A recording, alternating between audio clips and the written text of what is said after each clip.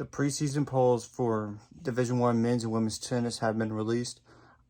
I'm going to just react to them. Okay, the women, Texas is number 1, but they only have 8 first place votes, while Pepperdine's number 2 with 3 first place votes, and North Carolina number 3 with 1 first place vote. So it's really debatable. I think Texas could have dropped because they lost Lulu Sun, who turned pro, and Anna Tarati to their top 3 in the singles lineup.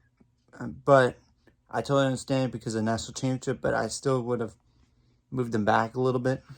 And we don't know about Payne Stearns yet for Texas, so that could be potentially all 3, top 3 gone. But it feels like to me that she might be back.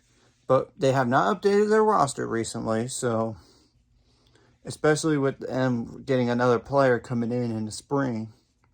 Okay, Georgia 4, UCLA 5, Duke 6, Virginia 7, NC State 8, California 9, and Ohio State 10.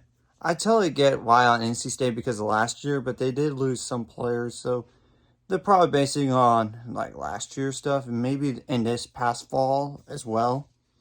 In California, yeah, I heard they're sneaky good this year. I kind of thought 11 through 15, but you know, and same with A&M at number 14. But I'm surprised that Baylor women are number 11 in a good way, because I would have thought number 15 at best, number 25 at worst.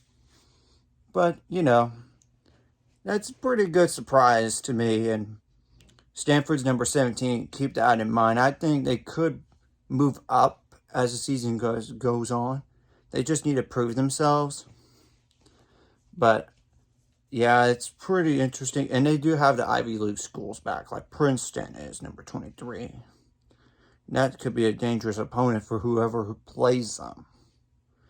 Of course, some receiving votes teams are Iowa State, Mississippi, Northwestern, Oklahoma State, and South Carolina. That's just alphabetical order, by the way. So I really can't disagree with the top 10 that much. I really can't. And same with the top 25 as a whole, because of the teams listed are very solid. Of course, 4 through 12, 4 or 5 through 12 is a lot of parity. So, you know. In the men's side, Florida had all the first place votes, but Baylor's number 2, which I'm not shocked. I kind of thought preseason top 5, it's just a matter of which spot. Texas number 3. I think Texas they should be no higher than 3 for sure, but I think Tennessee had a better performance overall. So I think Tennessee deserves it a little more. Put them at number 3 instead of 4. TCU 5, though they're going to be tested early on because they have Florida and Tennessee, I believe, in their non-conference schedule. But they get to host both. I mean, that's interesting. Ohio State makes a lot of sense at number 6. Virginia 7. Georgia 8. USC, they lost a lot of players. I mean, some key players. So I think they're going to drop as the season goes on, but we'll see. Wake Forest at number 10. Wake Forest is probably one of those 11 through 15 teams for me. Same goes for Georgia, so I can't really disagree because 9 through 15 is going to, is a lot of parity. I mean, you got UCF at number 11. Kentucky, South Carolina, North Carolina, they lost a lot of players. Though we don't know about their best player, Ricky Hijikata. He might turn pro. Arizona number 15. Stanford number 16. I totally get why on Arizona and Stanford. They just need to prove themselves.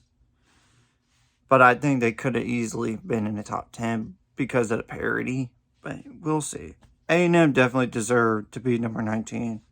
Harvard's number 21. And by the way, just a key notable, other teams receiving votes: Arizona State, Columbia, Cornell, Georgia Tech, Oklahoma State, Princeton, San Diego, and Texas Tech.